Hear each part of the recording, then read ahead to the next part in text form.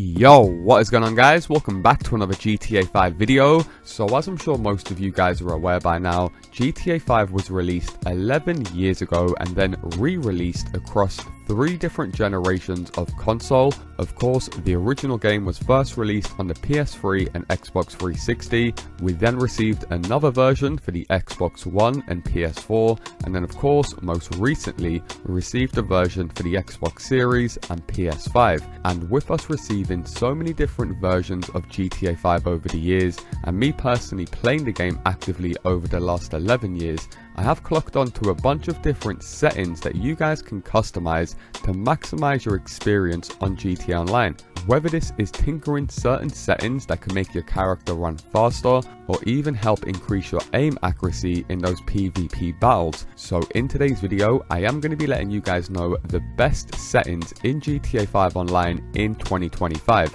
Hopefully once all of you guys make these adjustments, you'll all see a massive improvement overall in GTA 5. And if you guys do go on to enjoy the video, or it does help you guys out in any way, shape or form, all I ask is you do return the favor by dropping a like down below. And if you guys are new around here, hit that subscribe button and turn notifications on, as I do post daily GTA 5 videos. With that being said, let's get into the video. Okay, so coming into the most important setting when playing GTA 5 Online, and of course that is your targeting mode. You guys will notice if you try and change your targeting mode in online, it will be grayed out and it won't allow you guys to change your targeting mode from here. So simply go ahead and press start, go down to the creator mode, and once you load into the creator mode, all you have to do is press start, and then it will allow you guys to change your targeting mode. Now you will notice there will be 4 different options of different targeting modes. You have assisted aim partial, which will allow your character to partially aim onto players if your reticule is within a certain distance of the player.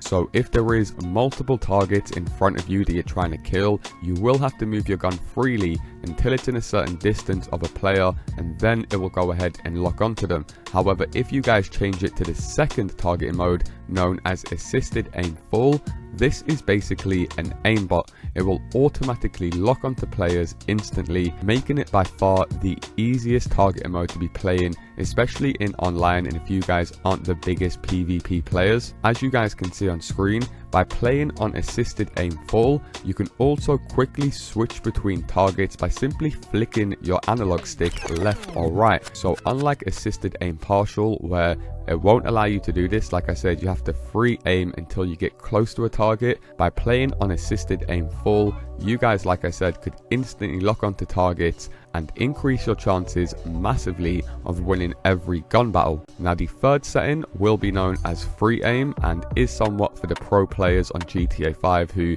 don't believe in aimbots or automatically locking onto players. There is a big belief amongst free aim players that if you use assisted aim full, you're somewhat of a noob and you don't really deserve to take part in any PvP battles. So free aim is pretty much what it says. You cannot lock onto targets, so the reticule that you guys can see from your gun will move freely when you guys are moving left and right, and you will have to move it around as the target's moving. Now they do also have free aim assisted, which maybe if you guys are looking to move to free aim fully, it's best to start out on this, as it will slightly assist you guys by slightly locking onto the player for a second. However, if the player moves out of your reticule sight whilst you guys are playing on free aim assisted, you almost have to double tap aim so it can slightly aim onto them again, so your gun won't naturally follow the target as it would if you guys played on assisted aim full. So like I said, if you want a big advantage in these PvP battles, go ahead and change this to assisted aim full,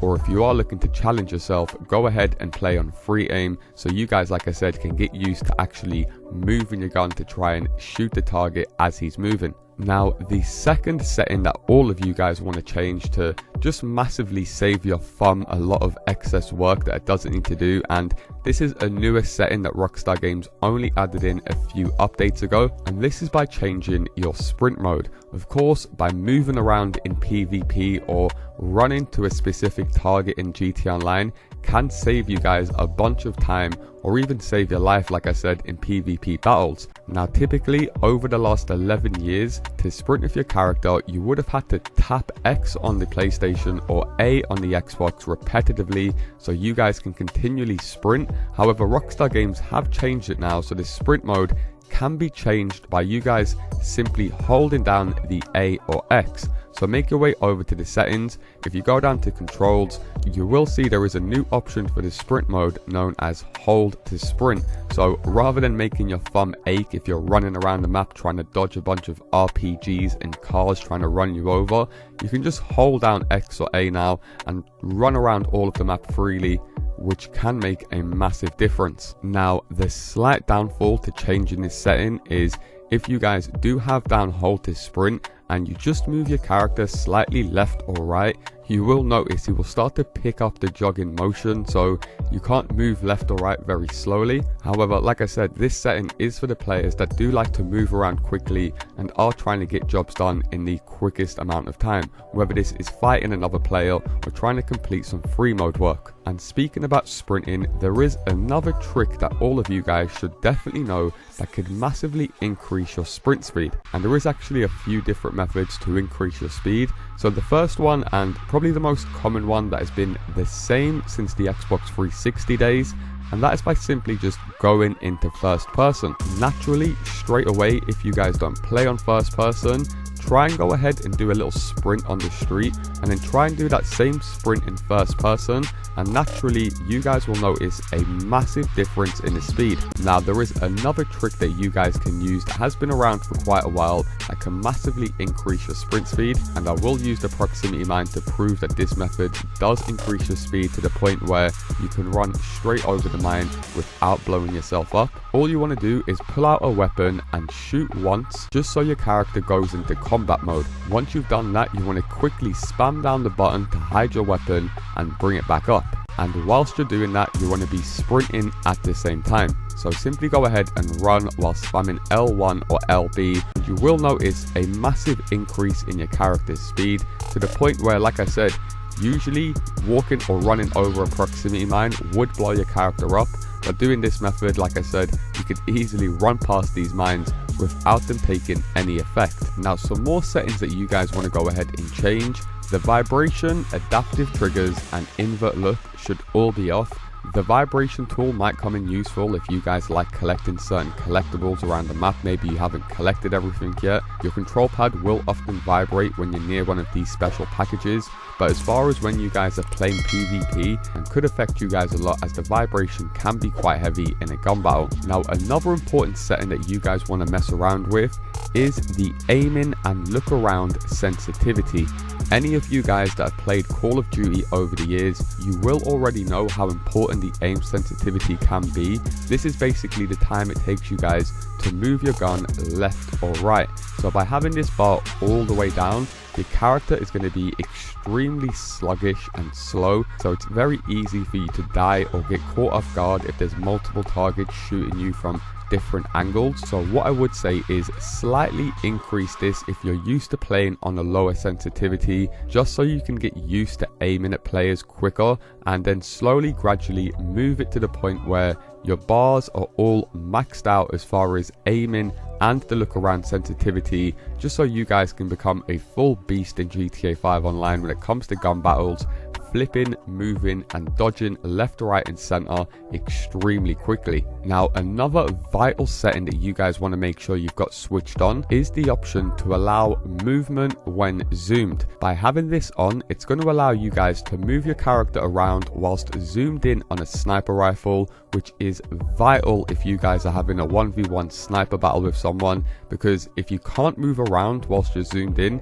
you're basically a sitting target. So a lot of you guys that do have this turned off when zoomed in and using a sniper rifle, you're just at a major disadvantage. It's extremely easy to move around while zoomed in on a sniper and get used to moving left and then dodging right again to quickly aim your bullet and hit the target. So definitely make sure all of you guys have this switched on. And if you guys don't snipe that much in GTA 5 Online, another tip I would say is if you are sniping against another player, to always go in first person As I mentioned earlier, this will allow your character to move a lot quicker left and right, just making it harder for the enemy to land a clean shot on you. Taking a quick look at some more settings you guys want to have fine-tuned, the drive-by control type wants to be aim and fire, so you guys can basically aim your bullets when doing a drive-by. The other option will only allow you guys to shoot in a minimal location. The light bar effect is the effect or the color on your actual control pad, so it won't be affecting your game too much.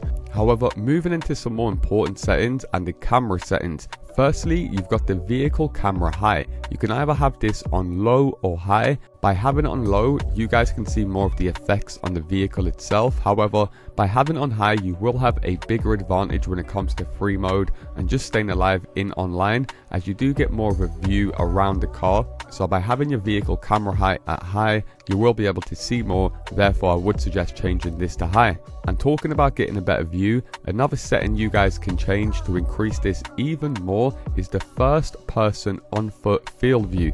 By going ahead and increasing this, as you guys can see on screen, you will get a wider view whilst playing in first person.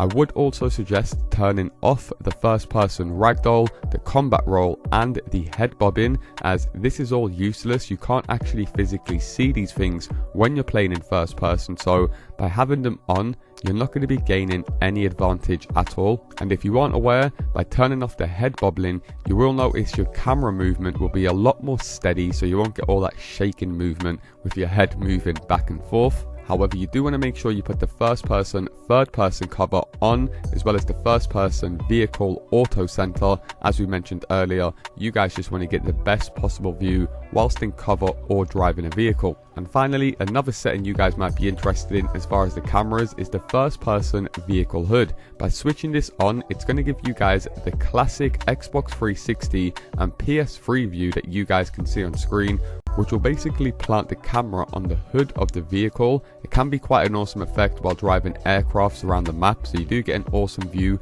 while still looking at your character. Now, taking a look at the different display settings that you guys can set, the first one being graphics mode, which is only available for the enhanced version, so for PS5, Xbox Series or certain PC players. Now, there will be 3 different options for the graphics mode. You have Performance RT, Performance and Fidelity. Now, by default it will be set to Fidelity. However, by changing it over to Performance, you will notice a massive difference in the look of the game overall. The Fidelity mode will slightly upgrade the graphics, however it will cap it at 30 frames per second. And by playing on Performance or Performance RT, that will majorly increase up to 60 frames per second, which I'm sure most of you guys are used to by now with the most recent games. Now, the next setting that you guys want to take a look at is your weapon reticule. We briefly spoke about this earlier when we was taking a look at different targeting modes. However, a lot of people don't know that you can actually change the reticule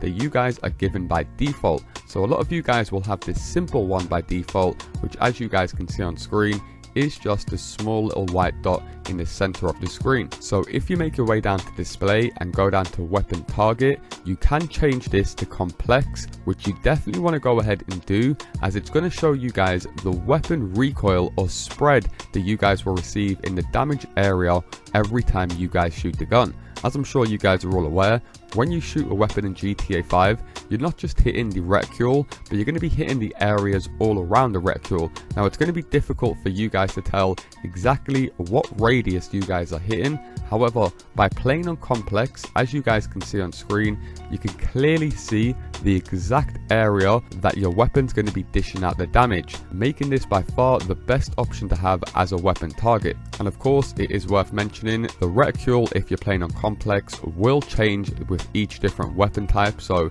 maybe go ahead, change this if you're not used to it, flick through a few of your different weapons just so you guys can get used to the new reticules. So when it comes around to you guys actually having a gun battle in GTA 5 online, you're not going to be too surprised with the different patterns. Now, if you guys just don't like the complex weapon target system at all and you just prefer the old school simple white dot on the screen, a lot of you guys may not be aware that you can also change the size of the reticule. So you do want to make sure this is on the lowest setting, just so you guys have the clearest view of what you're actually looking at. You don't want to have a big massive reticule on the screen, as that'll basically cover any target that you're trying to shoot. And I did see quite a few players thinking that by increasing your reticule size, that's going to increase the area you shoot. That's not the case. It's only going to cover more of the display area, therefore, like I said, obscuring your view from seeing the actual target you're trying to aim at. Now, another major display setting that you guys want to change is the in-game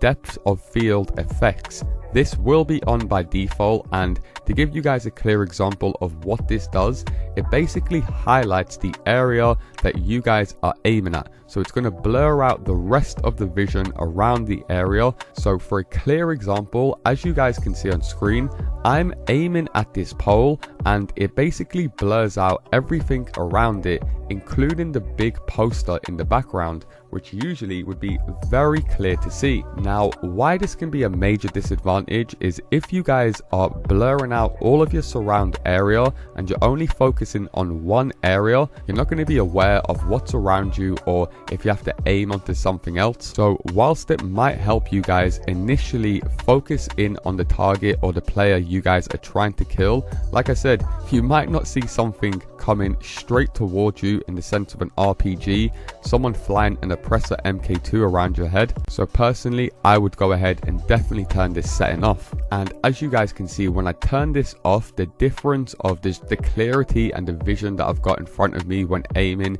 is way more better. Now, the next setting that you guys want to look at is the motion blur strength. A lot of you guys may not be aware, but Rockstar Games have this turned all the way up by default, and it basically just gives you guys the effect that you're driving faster in your car by creating a blur around you as you increase your speed. So whilst it might look pretty good on the game as you increase your speed, creating a blur effect around you, it's not necessarily going to make you actually go any faster. So just like the in-game depth field, by turning this all the way down, you're going to get rid of that blur effect and have a clearer view of everything around you. Of course, this effect mainly takes part at hitting high speeds in cars. So if you are one of those players that do like taking part in races, you're going to be at a major disadvantage by creating a blur effect, not being able to fully see the players that might be coming out of nowhere trying to crash into you. So I would suggest turning this all the way down. So they are all of the best settings in GTA 5 Online in 2025,